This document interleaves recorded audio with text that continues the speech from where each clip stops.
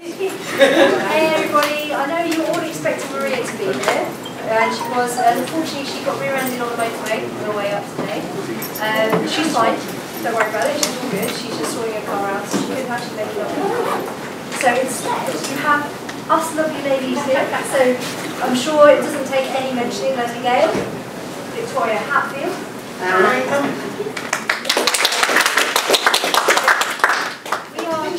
Was she really in a crash, or do you think it's just an excuse to get out and talk? To be fair, she's going to land tomorrow to Yeah. go and do a big wave thing, another Chinese thing, and to land. I don't know how that works, but so yeah, maybe. Who knows? We'll find out later. We'd like to just start, I think, with the video. We're going to start with just the general thing about the whole theme of this this talk is about zero to hero, a big wave. But we want to start with a video where it kind of gives you an experience from what I experienced in China late last year in Wuhan, and it was a fantastic team building event and it was a great event. So we'd like to just start with the video and then we'll go from there.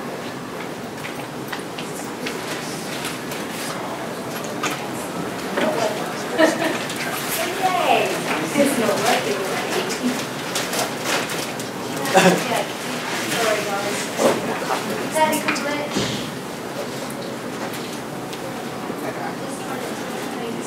I gather that this talk was requested because there were people that were very inspired by seeing all the cool things that were happening in China and seeing a big gap between where they were and what was happening there, and wanted to know what the steps were in between, more or less, as I understood it. But because it's a requested talk, then if we're not, please ask questions, and if we're not covering the subjects that you want us to cover, then just ask questions so that we do.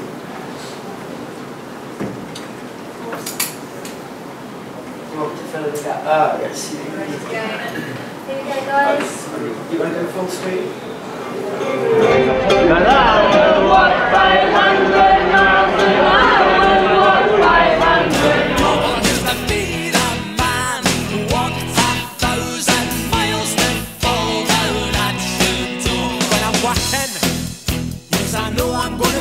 I'm gonna be the man who's working hard for you.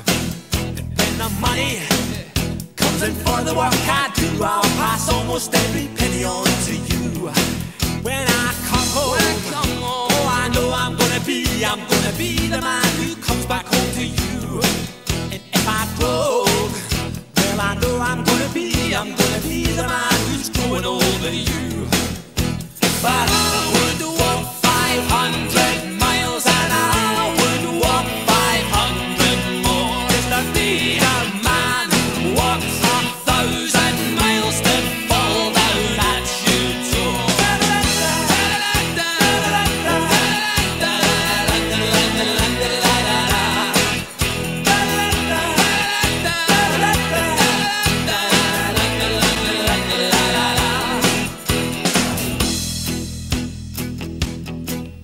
When I'm lonely, well, I know I'm gonna be the man who's lonely without you. And when I'm dreaming, well, I know I'm gonna dream about the time when I'm with you. When I go out, well, I know I'm gonna be the man who goes along with you. And when I come home, yes, I know I'm gonna be the man who comes back home with you. I'm gonna be the man who's coming home with you. But I would walk 500 miles and I would walk 500 more just to be the man who walks 1,000 miles to fall down at your door.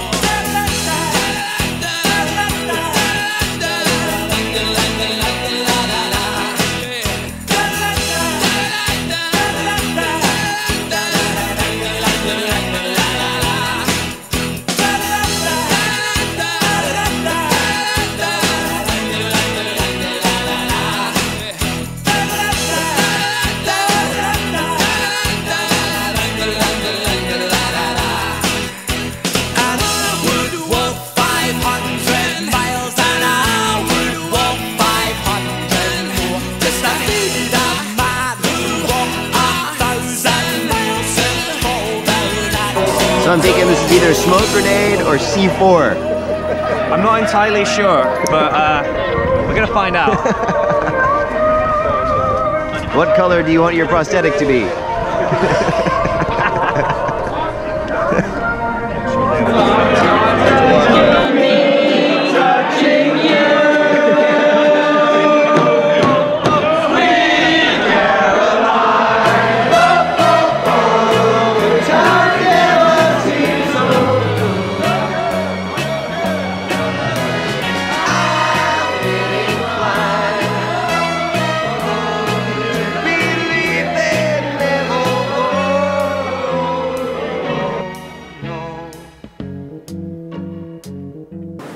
Anyway, that was from China, from Wuhan. It was an expo event, and when we talked, this whole talk was from 0 to hero, and pretty much it was very lucky. It was opening up the Wuhan airports in general. There's a lot of other stuff going on, which you saw, balloons, other such things. And that formation that you saw being built there was built within 2 days, and I think we had 3 days worth of training. And yes, there was some of you might have noticed there were some current world champions, some ex-world champions, but some pretty much some nobodies, and some people like that was me. But you know, just being able to be there and build that in 3 days goes to show you that, you know, if I can come and do it, it's something that can happen to people in time. And it was an amazing event, and we went and built that. And that video kind of encapsulates the whole team building, team bonding, how it works, and that's what I'm going to hand over to Leslie to begin. Well, we're just winging it, so we thought we'd just roughly go through the why, who, what, where, and how. So that kind of seems to cover it. So I'm going to start with why two big ways. Presumably, because you're in this room, you've already got an idea that they might be fun, because that's the main reason. They are really a lot of fun. When you're climbing to altitude and you're looking out of your plane and another plane and another plane and another plane, they're all full of your friends, and you're about to go and join them in the sky and build a big formation together. I'm getting goosebumps just now. I've never ever got tired of that sight. It's just magic. We are so lucky to be able to do this thing, to you know, rely on the pilots. They get the planes flying in a V, and just to have this waterfall of skydivers all pouring out these planes and meeting them in spectacular visuals. It's also a really individual flying. Like when you leave from the 5th right trail and you're going to come to the base, no one can tell you exactly what that angle is going to look like, because it's going to look different, slightly different each time depending on the pilot. So you just have to get out there and fly by the skin of your pants, and I think that's one of the reasons why I like it. No disrespect to 4 and 8 way, but mostly there you're trying to be very robotic, and with a 4-way block, you know, there's people that absolutely know the exact technique of how to do that, and that is going to try and make it the same every time. But there is something fun about leaving, and you know that your job is to get round to your radial and approach the base and be as close as you can to other people. It's all very individual flying, making that decision. Okay, it's not looking good, but I think I can dock and help it, or no, it's not looking good, you know, I'll hang off. It's just making these decisions very quickly and freefall. That's one of the things that I think is great about it. It's also very accessible, and to get on the podium at nationals, you really have to pay an awful lot of money in 4-way training. Yeah. Anyone else here want to put their hands up? Anyone here still paying for their days of 4-way or 8-way training? And because the standard is so very, very high in 4-way nowadays, because people are throwing so much money at it with the channel, and with, you know, we used to do, back in my day, we used to do like 5 or 6 jumps a day for 4-way training. You know, now people are doing like 12, 14 jumps a day. It is expensive, and it might seem as though it's expensive, but it's not really. If you choose your events, there's a lot of events that happen in the UK with big wave skills. There's a lot of boobies that you can go to that don't cost a lot to register. Yes, you can go and do a P3 training camp in Paris, and yes, okay, you've got to fly out there and fly back. But if you actually compare the money, the return for your investment in big wave, I think is very good. You can really sort of build your skills very fast on a lot. What else? We made a lot of Teamwork. friends from Yes. Yeah. so it's very difficult. You can tell the fact we just picked up 3 friends, just walking around, trying to cover Maria's arms right now. We're doing a pretty good job, so, you know. Yeah, it is that teamwork. Quite often, especially when you do an international event like a world record, then one of the beautiful things is that you end up being on the same team as people that you used to be competing against at World Meets. It's a very common ground for ex-competitors, because doing records, which is a part of Big Way, it's not the only part of Big Way. It's fun to do records, but just going up and doing the sunset, free formation is great. But there's that feeling of building a team with the same people that you used to be, knocking swords with. That now you're all on the same side, and that whole feeling as the event builds up, it's like you don't get that Big Way, that record to happen without sort of bonding the team together and all these, all the singing and the, putting on of the smokes and whatever, all the, funny things that you were doing. Lunging, yeah. It's all these, silly things that you do to build the team, and that's what makes it. Often you're stuck on a military drop zone, you're there like for, all day with crappy food and nothing to do and nowhere to go, but you're just there with 400 people and you make your own entertainment. Yeah, that's all a big part of it. And then you've got these friends. There's a great Big Way scene as well, and then you go around the world at different Big Way events, and you're cool. It's like similar to if you get into 4-way, then you go and see, people at the different regional meets, or UKSLs as they are now. It's the same sort of thing. Wherever you go at a Big Way event, your family is always getting bigger. You're always making new friends and seeing people that it's global. It's a really global thing. Yes. It's great to see that. You get so many people across the globe, right? Bringing back the Wuhan video that you first just watched. It's like I competed in 4-way, yes, and I saw some of my people I competed against. There was some French were there. It was great to see them. You competed against them. But the point is, you're competing against them, and all of a sudden, you're there trying to build a team together to make this thing work. And it was literally we had days to make it work, and it is amazing.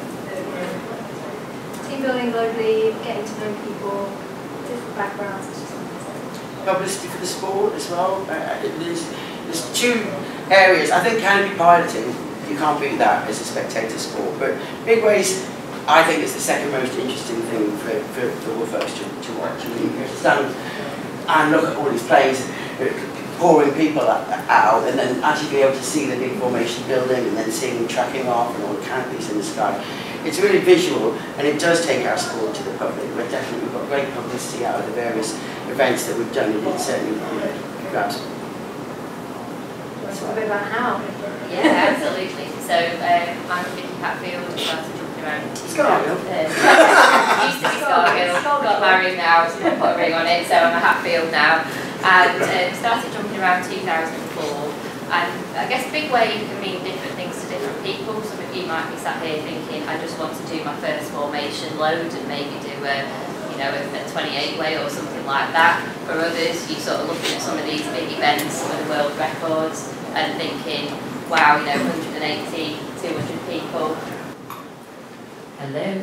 Excellent. So you might be looking at something much bigger, you might be really interested in some of the things you've seen in the mag, and you just have got no concept of how to go from being 90 jumps to being on a 200-way. So I guess what I want to talk about is what I did. Ultimately, my end goal was to get on the women's world record, and in 2005, so a year after I started jumping, that was when they did Jump for the Cause record. It was 151 at that time, and as someone with less than 100 jumps, I'm looking at that and thinking, wow, that just looks fantastic. Couldn't even contemplate what it had taken for those women to get on that event, but there was a little bit of me that thought, I'm going to bank that, and one day I'm going to make that my dream and try and get on there as well. So I did a year, joined a rookie 4-way team, got my FS skills up a little bit, and then I went to a Christmas boogie, and I think it was with Leslie actually, and it was, right, well, we're all in the Algarve, who wants to do a 2-plane formation load? Vicky, do you want on that? And I was like, I've never done that before. You sure I'm good enough? Yeah, don't worry. And I remember, I'll never forget that first formation load, looking out of the window, as Leslie said, you're seeing the other aircraft, and you're thinking, wow, this is the closest I'm going to get to being in the Red Arrows almost, seeing this other plane in such close proximity. So, there's things initially that you can do. Don't be afraid when someone invites you and thinks you're good enough to go on that first formation load. Take the opportunity, take the advice and go on it. From there I thought, wow, this is really cool, because there is nothing quite like looking across and seeing that plane. And then I thought, I want this to be bigger, I want to get into bigger things. You know, at that time there was a 28-way competition at Hibblestow, so I'd, you know, taken part in that, for example, and that might be enough for some people. But then I thought, how do I progress beyond the 28-way? How do I get onto something bigger? And actually, could I get on something like a world record? Many of you will have heard of the P3 camps, Kate Cooper, Dan BC, etc. I've just, you know, I've got no friends that were doing that kind of thing, but I just emailed Kate and said, oh, I hear you do these camps, you know, what's involved, can I come along? And signed up to one of those. She does a big way camp and a 100-way camp. Some people go on both back to back, even though they've never done more than a, you know, 50-way or 30-way. But I just signed up to the big way camp, and for me that was one of the best things I did. There's a total no-blame environment. You get moved into different slots, so one day you'll be floating, you know, the next day you'll be rear diver out the sky van, which again is fantastic in itself. And so you get moved around, you get to find your place in the formation. You start off small, so single plane loads on the first day, and across the course of the week they build up and build up, with the aim of getting everybody on a 50-way, thereabouts, depending on numbers. I think my first was 53 anyway. So, you know, that everybody who goes on that camp, you know, gets and achieves that goal. So you learn such a lot, and a lot of discipline, and then as well as that you have all of the social things that we've talked about. You know, I've got lots of friends from all around the world now, and you know, as you progress you bump into them, and you'll never lose those friends and those memories that you've made. And then shortly after that it was announced that there would be another women's world record in 2009, and this was in about 2007. I think they've said, right, this is the end goal, and I thought, right, okay, I want to get a piece of that, I want to be on it. And now, you know, and a lot of it, if anyone's read Dan BC's book, if you've not, get it, quick plug for him, but you know, he talks about when he's becoming, his sort of quest to be a world champion, a lot of it's actually just about saying yes, and you know, are you prepared to do what it takes? And so I knew that in order to do that, I might have to sacrifice a bit of four-way, you know, putting it in skydive terms, because I couldn't afford to do a four-way team and that, but if that was my end goal, then I'd do those things, and I'd get myself to as many events as possible. So I went back and did a 100-way camp. That was one of the prerequisites of getting on to Jump for the Cause, is that you've done at least a 100-way. So I knew I had to go. And again, the 100-way camp works much like the regular big-way camp. You know, you get different slots, and you know, it's educational. You know, no one's trying to make anyone look silly or blame anyone. We're all there to learn, and there's a good mix of people that go back and back and back on those camps. You know, people who are on their 6th and 7th camp because they love, they just love that event, and there's people that are there for the first time. So I did that, and that enabled me to get an invitation to a Texas state record at the start of 2009, and I've got the best memories from that event. I don't even think I can repeat some of the stories here, but it was the craziest event.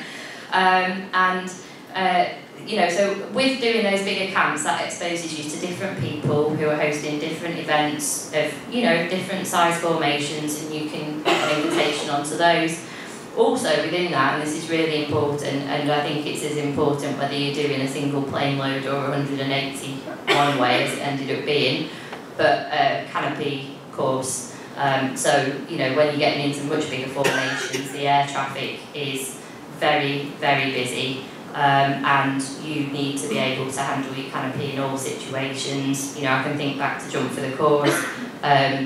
You know, there were people having off-heading opening, and they're coming towards you, and you've got to react very quickly, knowing that if you make a sudden turn, there's people in every direction around you, so you've got to be very aware of what's around you. So that's another element that sometimes, I wouldn't say doesn't get talking about, but I just want to stress that that's very important, as well as the FS skills itself.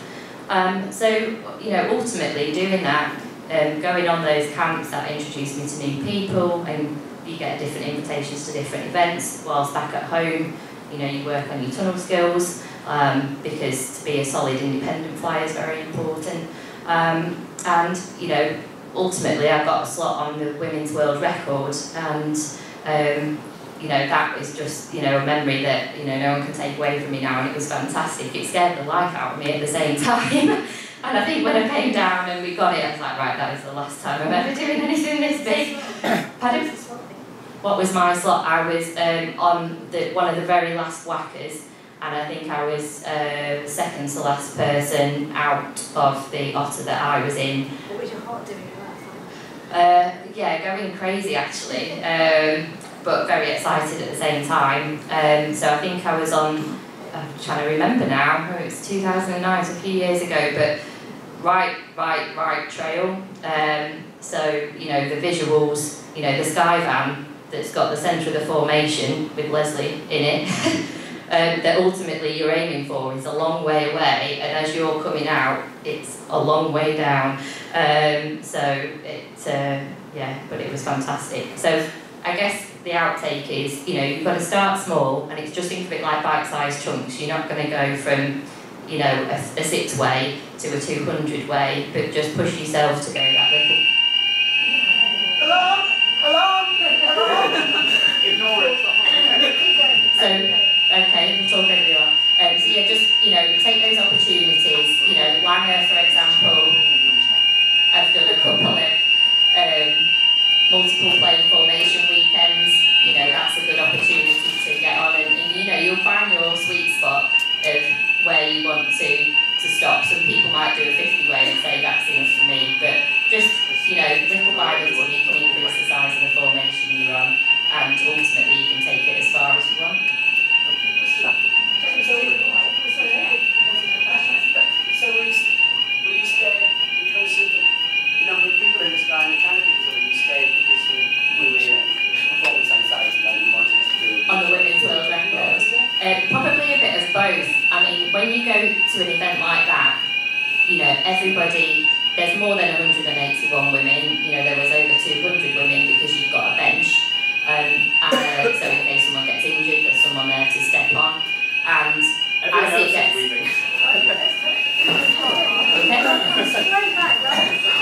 I figure the windows open would be okay. So I'll keep talking.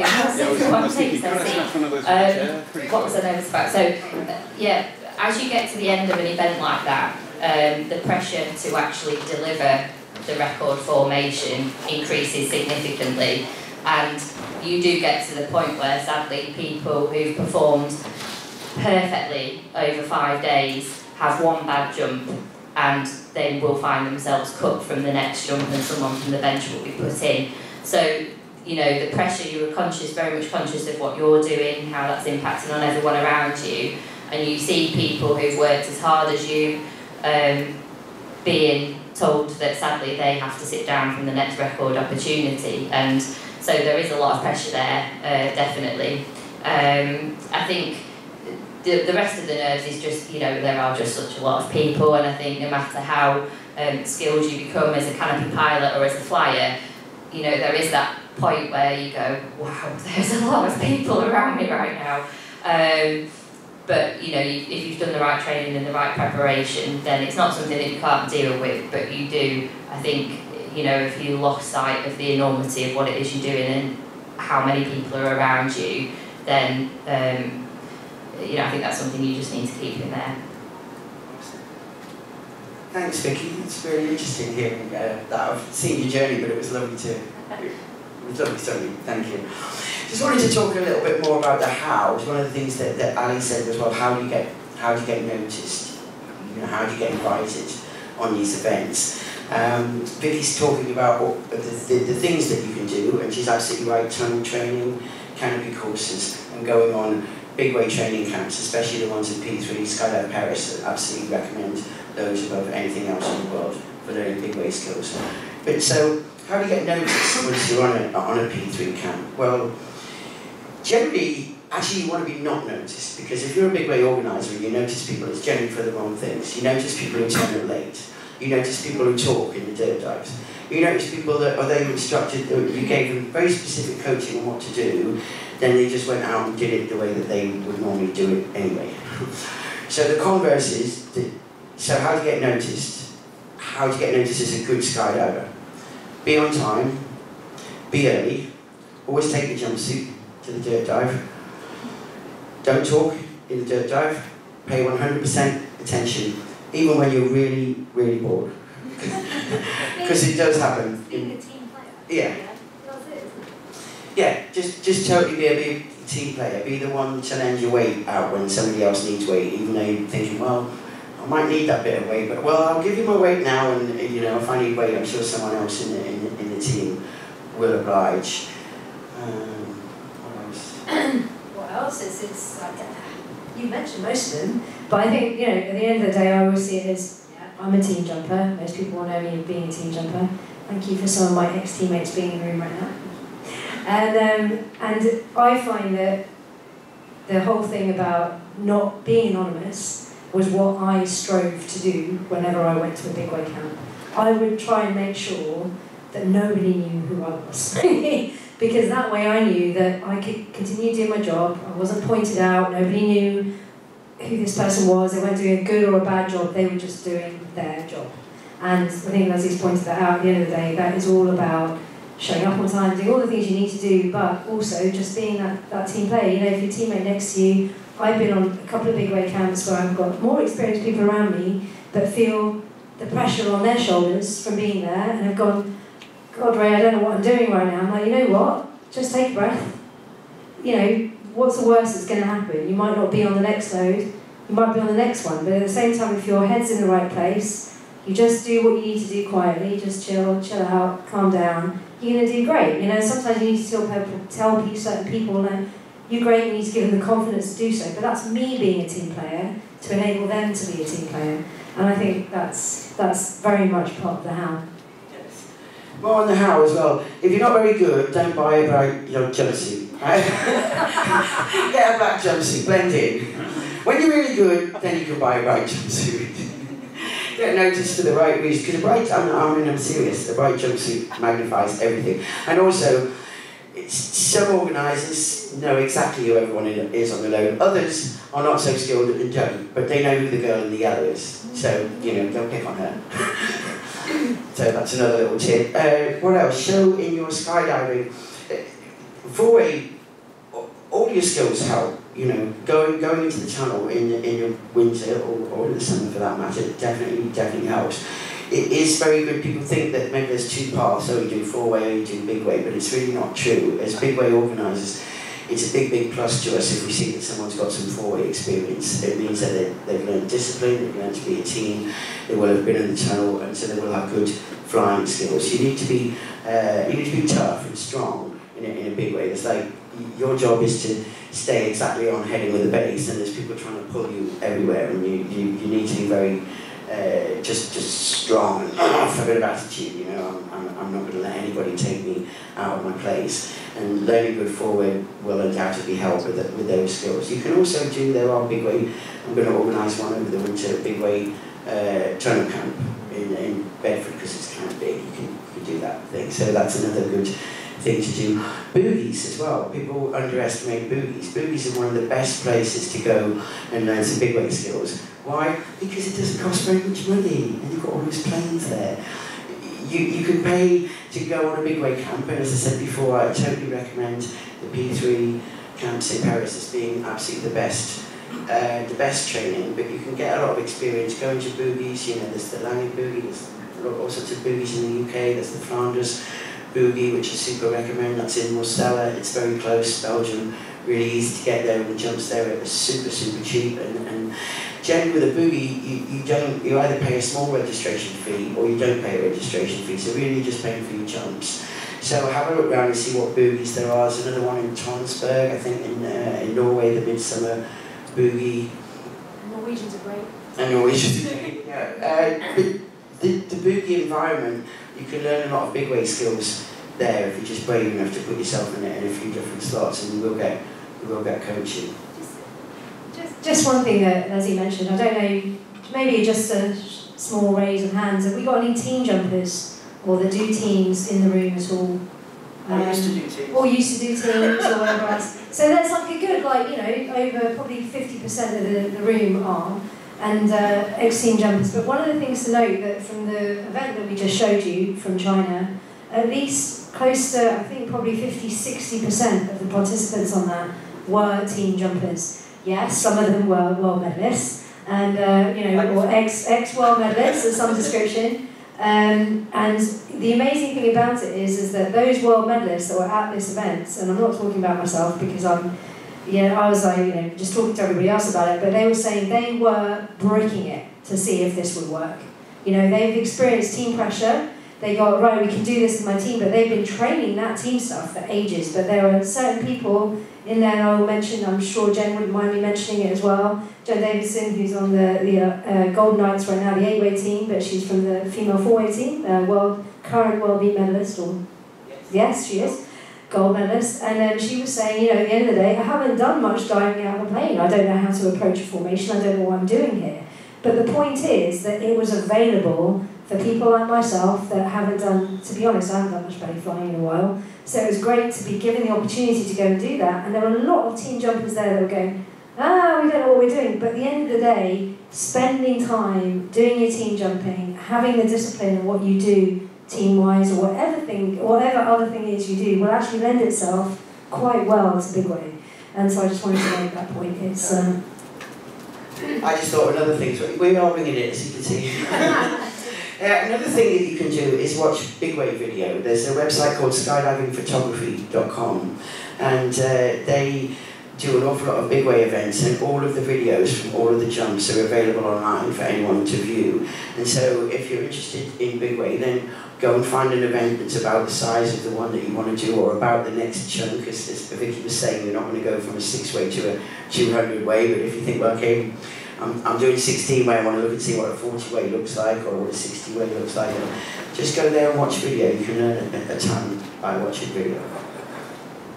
I know Maria's not here, but talking and having known Maria for some time, as we all have, I'm sure everybody here knows Maria Russell. She is she does so many things very, very well, and I've been very privileged and blessed to be a teammate of Maria, whether it's in big way or in 4-way. And her attitude has always been, I can do that. It's never been, I'm thinking and worrying about it, I can do that. So if anybody knows what she's like, they'll know that she will say, if I can be the last diver out of a plane, and I can wait 10 seconds in the back of the aircraft while you lot are all getting out, I'll make sure I still beat you down to that formation. She's that type of person, but we all know that we are not all Maria Russells, okay? So for me personally, and this is a big thing, we talked about the how and the why, the how and the what and what you need to do. The reason I got into big wave is mainly because I have to say my teammates were doing it. Joe Hawley, you were sitting in the corner. You were a prime candidate with many people here that wanted to do jump for the cause, and I watched them go and do all of the big wave stuff, and I was like, oh, you know what? I want to do a bit of that. It looks pretty cool. And she's going around to drop zone, she's friends with everybody. I'm like, no, I want to be part of that, entire picture. And, why do you do it is the big thing for us. And the reason is, and we've covered it pretty much, it's like, you can pick up 3 people in a room, and we probably could have had 4 to 10 people standing in front of you today that probably haven't seen each other in about 5 years. Quite happily come and stand in front of the stage and all share their experiences about why they love big wave. And we've got Trevor in the room as well, does a lot of organising back in Leathers, and it's like you've got so many people, and I've done a big wave with Anna here right in the background as well, thank you Anna. And we know that it's the why we do things is because it's nice to have a team environment outside of maybe your team environment. So that might be outside of a work environment. It could be outside of your 4-way team, outside of your 8-way team, it could be outside of whatever else it is, but you know that you're going to have fun. You're all kind of going through the same issues. It's like, oh God, am I going to get to that formation? I don't want to hang on to the back of the plane, I don't want to be front float. Who the hell wants to be front float? I don't want to be the super floater. My God, what if I get there and I can't get back? It's the best experience in the world, and I think that, the why is just this whole team thing, and we are one big team, and that's how we see ourselves. What do you think, guys? Where do we go next? How about Well, how about, I think we're supposed to finish in 10 minutes. Yeah. So how about we ask if there's any questions? Because we really tried to cover the how. I think that's what people want to know, is how do we get from 0 to hero. But because we're winging it, we've probably forgotten some stuff. So do we have any questions, especially on the how, but questions on anything? Yes, Kat. Hi. So my question is, so obviously, so my question is, obviously, once you start joining some of these big accounts or through boogies, is the pressure always there? Do you still feel, what if I mess up? Like, are you always going to feel like, what if I drop out? Is that going to continue to stay with you, or do you feel at some point I stop feeling that horrific feeling? I think for me it's kind of similar to competition, and you're probably the first time you do a competition, you're there and you're just so worried about messing up, and mainly I'm worried about messing up, not even for yourself, but you don't want to mess it up for your teammates. And so yes, there is that pressure, but then it's just like with competition, you can take that pressure and you can make it can make you perform worse, or you can take that pressure and you can channel it into making you perform better. Like for me, on a record jump, I know that's when I do my best skydiving. Every record attempt, I use all of that energy that we really have to get this jump into improving my visualization, into visualizing things really, really slowly, getting out and always feeling like the dives in slow motion, and just being so concentrated on absolutely everything, every single little thing that I did. So it kind of, for me, I think everybody is different from how they deal with it, but for me it kind of turned from being scared of messing up into liking that feeling of like having the little bit of the butterflies, feeling that energy when you get to, I think this is going to be it. Really, you get good feeling from the dirt dive sometimes. Sometimes I know we're doing a Mexican wave, or we all start clapping when we leave the dirt dive, or I don't know if you saw the video before we did the 3.217 way in Eloy this year. Before that jump, we were all kitted up, right, with our weight belts on, doing a conga, like 217 people doing a conga around the time. Extra did you stay to make sure that happened? No, this is. Yeah, we did one jump extra in the morning. No, two jumps. Yeah, we actually finished that event. We'd done all the jumps. We'd got a 2-point world record, but we all knew that we went there for a 3-point world record. And then the next day was supposed to be the end of the event.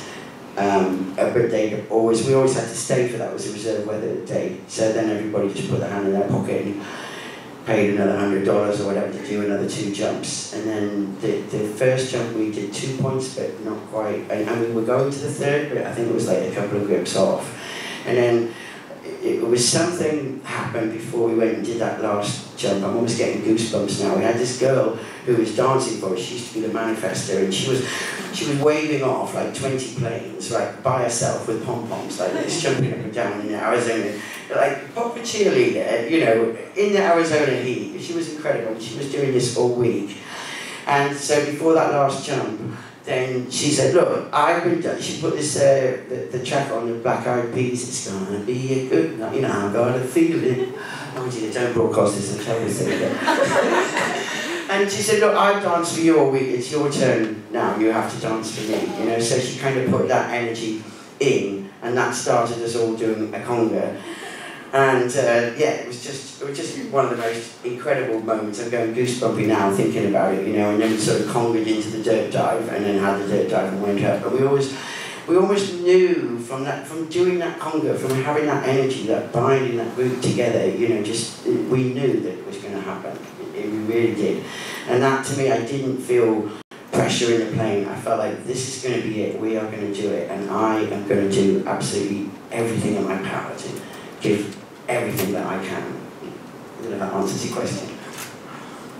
Just that one thing about pressure, and you're talking about, and do you feel that pressure? I remember going to an event, I think in Emporia. I think Joe was also there with me, holding my hand at that event. And I remember going to Craig Gerard, and he said to me, can you manage like diving probably third to last diver out of the plane? And bearing in mind the only thing I'd done at this point was a little bit four-way, some four-way training and some eight-way. And I was like, of course, Craig, of course I can do this. And I was like, that whole channel of energy, I was like channeling my positive, I can dive energy.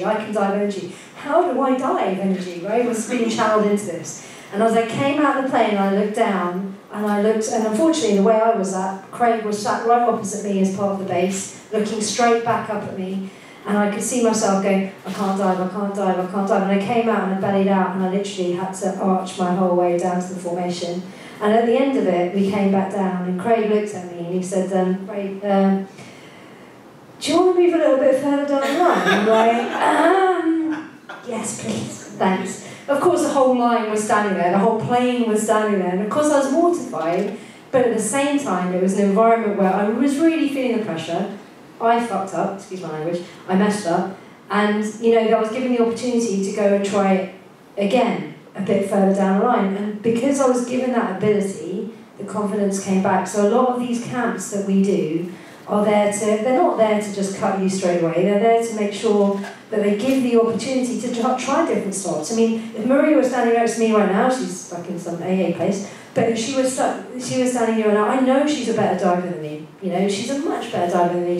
Even though I'm a better free flyer than her now, she's a much better diver than me, but I now know what my strengths are.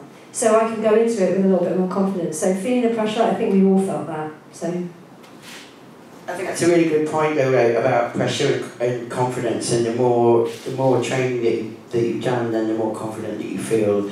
The more you've been in the sky with other canopies, which is what a lot of people say. That's what concerns them most about Big Way is being in the sky with all those canopies. But once you've been in the sky with 50 canopies, and you go, oh, there's loads of space. The 400 Way actually had more space than I've ever had under canopy. It was incredible. Because we started tracking 7,500 feet or something. You can imagine how far 400 people can go. We all had our designated landing areas for the sector. Your sector would be about 20 people. Ours was the size of a football field or something.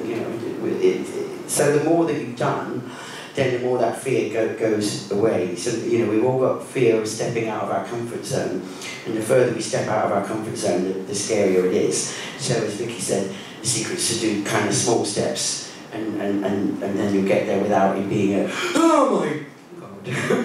Just one slowly. That was a great question, Kat. You got any more questions? Any more questions?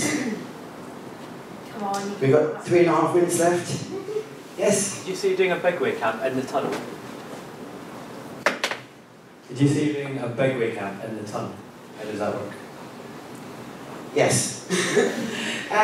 Not so much a big weight camp, but we can train big weight skills, because one of the things that you want to be able to not ever put any tension on the formation. We all say that in 4-way, but let's face it, we're turning and burning so fast that quite often we do put a little bit of pressure on. In a big way, it's so important that you don't pull on the formation at all, because as soon as the formation starts to do what the Americans call potato chipping, which is where it goes up and down,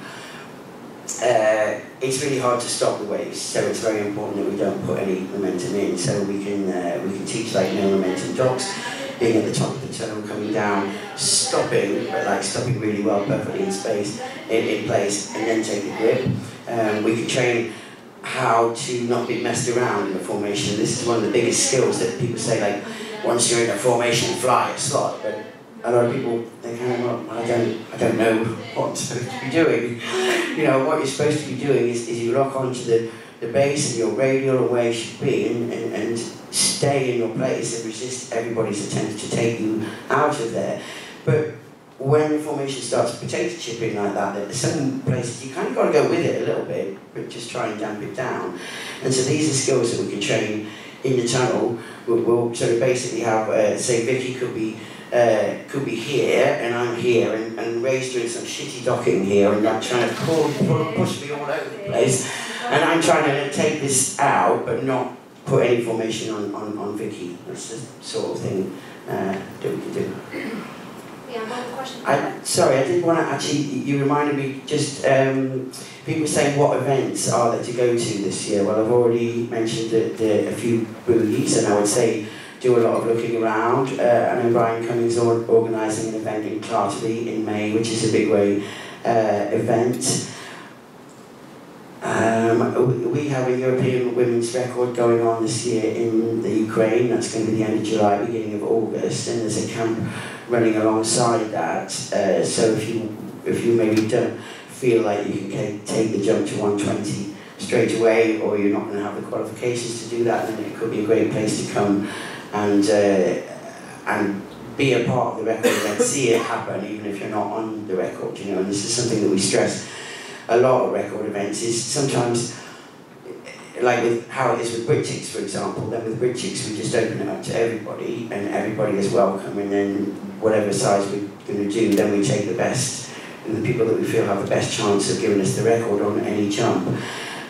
But sometimes, you know, not everybody can be on the record, but everybody is part of that journey, and everybody is all, they should all take a piece of pride from being part of that record, because as I said before, the teamwork is a big thing, the energy is a big thing, uniting the team on the ground is a big thing. So anyone who's been part of that, or even if they're just giving out jumpsuits or just helping out, you know, it's like putting somebody up Everest. You know, there's a lot of background people and logistics and everything that go into making that happen. You know, the pilots, they're as much, you know, it's as much their success as everybody else's. So that camp in Ukraine could be a good one to go to. Just a little bit more about the P3 camps. They happen in May. Well, actually, there's a 16 to 60 way camp in February. You can find all this on p3skydiving.com, and that's sort of that's kind of high-end sequential, but high-end sequential, but for people who haven't done so much high-end sequential before. What I mean by high-end sequential is not just doing big waves, but doing out-facing moves, funky slots, you know, building something challenging. Then in May, the beginning of the May, there's a 5-day camp, which is a big wave camp, and they do left trail, right trail, middle, you know, go everywhere, as Vicky said. There's a couple of days off after that, and then there's the 100-way camp. And the 100-way camp, it may not have 100 people on it, it may only have 60 or 80, but they design it to mimic a 100-way. So they'll make a lot of waves out and big sections in between. So by doing that, that will kind of build you up to 100-way kind of level. And then there's a couple of days off, and then after that there's an event called the Spring Fling, which is an invitational event, but where if you've done well at the other two, you've done the big way camp and you've done the 100-way, then there's every chance that you will be invited on the Spring Fling, because they always save some slots for people. So if I was in someone's shoes now and wanted to really get into big way this year, then I would throw my money at a 2-week camp, you know, 2.5 weeks or whatever in Paris. Just book your ticket. Assume you're going to do the Maria. Of course I'm good enough. You assume that you're going to get on the Spring Fling, because by the time you get to the Spring Fling, you will have done 10 days of jumping. You're going to be current as F. And that matters a lot. You know, currency, we don't look really at numbers. People think jump numbers are important in skydiving. They used to be important when you couldn't do tunnel and when techniques weren't very good. Now we know the best techniques. People are taught well from the beginning. They're taught in tunnels. Jump numbers really mean very little. I would rather have someone with not many jumps, but who's done them over a short amount of time. It's easier to coach them in the extra skills, the big way skills, than it is to take, you know, someone who's been around a long time and teaching old dog new tricks. That's really good. I just wanted to add one thing to that. Talks about a lot of the camps coming up, but you know, your local drop zone, there are people in the room, if you want to have a chat with Trevor, who's sitting right there, right now. You know, there's a lot of stuff being organised at your local drop zones. They might be 16, 20 ways, you know, if they're lucky to have 2 planes, or they could just be organising up to 10 ways, or whatever it actually may be. But you know, if you're just starting out and you want to get on something like that, it's a way to start. And personally speaking, that's how I started. I started, you know, with the likes of Caroline, who's not here. I started on smaller drop zones. I learned with the likes of Trevor, with the likes of Anna, with the likes of Joe, everybody that's here around the table, with Leslie, with Vicky. Some of us, we started on smaller drop zones, so there are open opportunities for you to learn the big wave stuff. Just go and find the right people. And I said, like, Leslie has the fountain of information. Come and talk to her. Already mentioned Trevor already, but you know, there might be stuff going up north that Anna might be able to tell you about as well, going on at Carc. So wherever you fly, wherever it is, there's people in this room that you can direct that question to. Yeah. A final plug, not that I'm selling the P3 camps, but I just want to say, I'm nothing to do with organising. I make no money out of it. I'm not on a kickback. I just really believe that that's a great place to go. But totally, it depends on your budget, your time. You know, we're also trying to do four-way and do tunnel. Of course, you can't do all of this stuff. So yeah, absolutely local drop zones. I'm talking, I don't know if it's going to happen, but I'm talking to the Swallows about doing a big wave camp either at Hillstone or at Skydive Spain. So keep your eyes out for that as well. Yeah. I think we should probably wrap up now. We're 5 minutes over time, but having said that, then the guys before us were late. But